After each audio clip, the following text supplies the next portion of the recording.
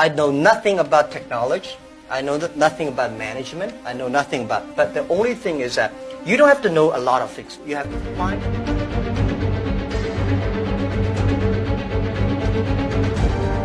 you had any idea what you'd like to do with some of your money? I'm afraid I'm really going to bore all of you, but I'm afraid I'm going to stick it in a bank until I'm 21. That's my girl. Daniel, are you going to be a saver? Probably.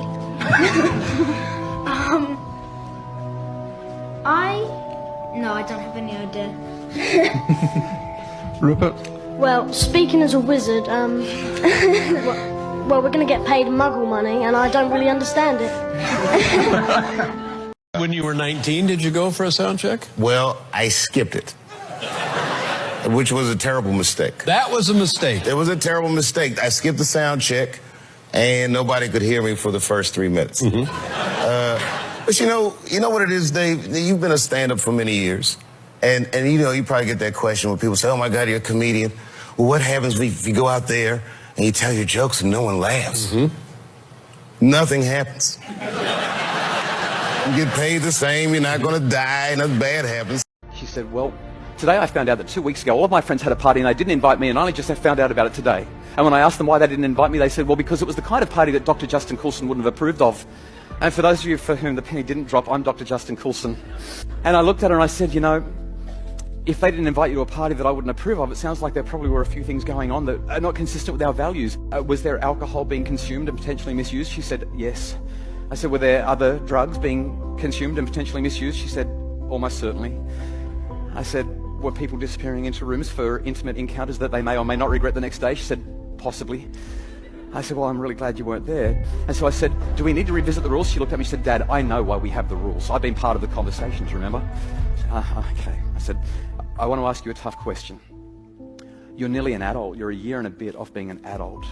Now, I think these are good rules, but do we need to rethink the rules? And then I waited and my heart pounded. And eventually she said, Dad, I don't like the rules. And my heart stopped. And I started to think of how to respond. And as I was thinking, she jumped in and added something else for me. She said, right now, Dad, I don't like the rules one little bit. But they're good rules. I think we should keep them. This is the kind of line that every parent dreams of hearing from their kids.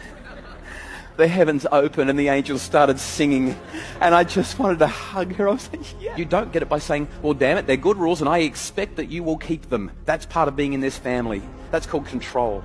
And that's not how we get to this point. Instead, we get it through this thing called autonomy.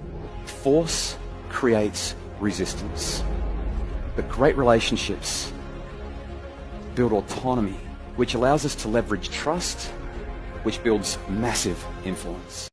I know nothing about technology.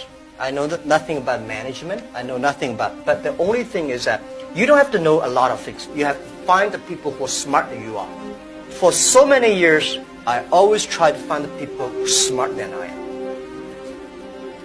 And when you find so many smart people, my job is to making sure the smart people can work it together. And then if smart people can work it together, it's easier. The vision they will believe. Because if stupid people can work it together easily, smart people can never work together. But stupid people who work it together easily, they don't believe the vision.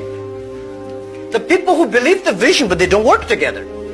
So very important is finding smart people, and my job is to making sure they work together. So the culture is important.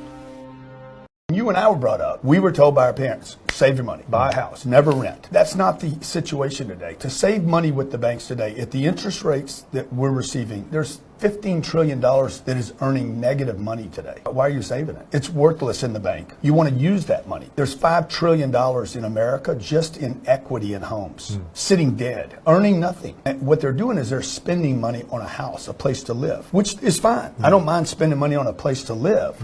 But I need the investments I'm making paying me every month. I need the income so that one day when I stop my job or when wages don't go up, like they're pretty flat right now, people are going to be dependent upon those other ideas, other ways to create flows of income. If a house is a good investment, Yeah. then go get 50 of them and rent them to other people. Never sell them, keep them forever, rent them. You want the cash flow. You want the cash flow. A cash flow is what makes the world go round.